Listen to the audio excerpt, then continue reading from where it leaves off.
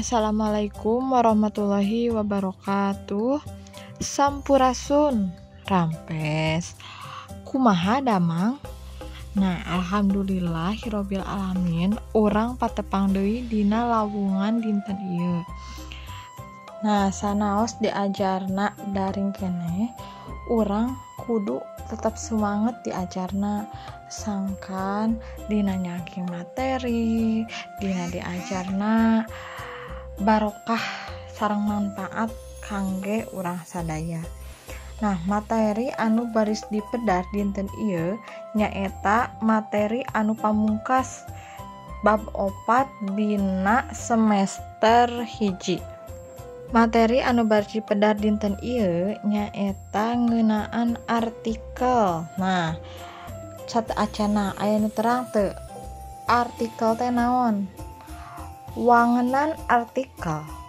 Artikel nyaeta karangan basa lancaran anu eusina ngaguar, medar, ngabahas, atawa ngadadarkeun hiji perkara anu ngagunakeun katerangan-katerangan nepi ka bubuk leutikna.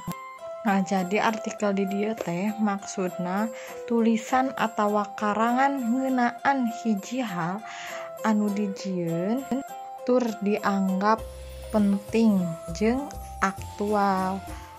Aktual di dieu teh maksudna mah artikel anu anyar. Salajengna aya budaya Sunda. Kecap budaya asalna tina Sangsakerta, hartina pikiran, akal, jeung pangaweruh. Budaya Sunda nyaeta hasil budaya seler bangsa urang Sunda. Nah, kabudayaan di dieu henteu mangrupa kasenian hungkul. Loba di antarana aya unsur-unsur budaya anu kahiji aya kasenian, kadua teknologi jeung pakakas. Pakakas teh alat-alat, katilu tata cara hirup kumbuh di masyarakat. Kumbuh teh tumbuh teras basa, pacarian atawa pagawean jeung ekonomi nu kagenep ilmu pangaweruh anu katujuh kapercayaan atawa agama. Anu salajengna aya ciri-ciri artikel. Ciri-ciri artikel teh kahiji ngebrehkeun pamedegan nu nulis.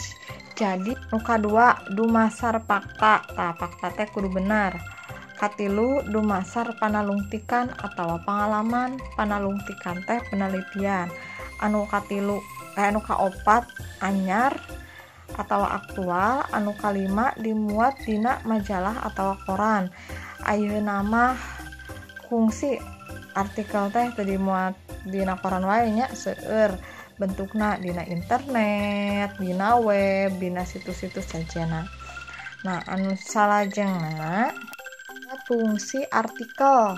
Nah, fungsi di dieu kabagi jadi 4. Kahiji aya informatif. Informatif teh mere nyaho, mere pangaweruh, mere informasi keur nu maca. Anu kadua persuasif. Persuasif teh mangaruhan anu maca sangkan ngirut kana hiji artikel. Anu katilu argumentatif. Nah, argumentatif teh nyaeta ngayakinkeun hiji artikel anu dijieun. Anu kaopat aya rekreatif atawa hiburan.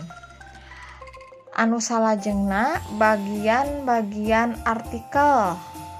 Nah, artikel oge miboga bagian-bagian anu dipasing-pasing jadi 4 bagian. Kahiji aya judul.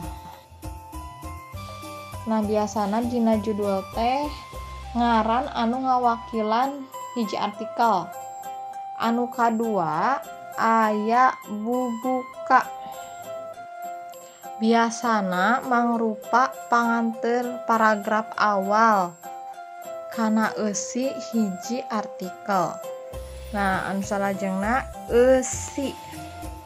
eusi di inti pokok tina eusi artikelna. Anu pamungkas biasana aya dina paragraf akhir eta teh mangrupa kacindekan tina eusi hiji artikel. Nah, mung sakitu materi kangge lawungan dinten ieu eta teh artikel part hijinya. Nah, engke mingguan payun ibu dijelaskeun contoh artikel nu kumaha, cara nulisna kumaha, tah ieu nu part hijina. Hatur nuhun kana perhatosanana. Billahi taufiq wal hidayah. Wassalamualaikum warahmatullahi wabarakatuh.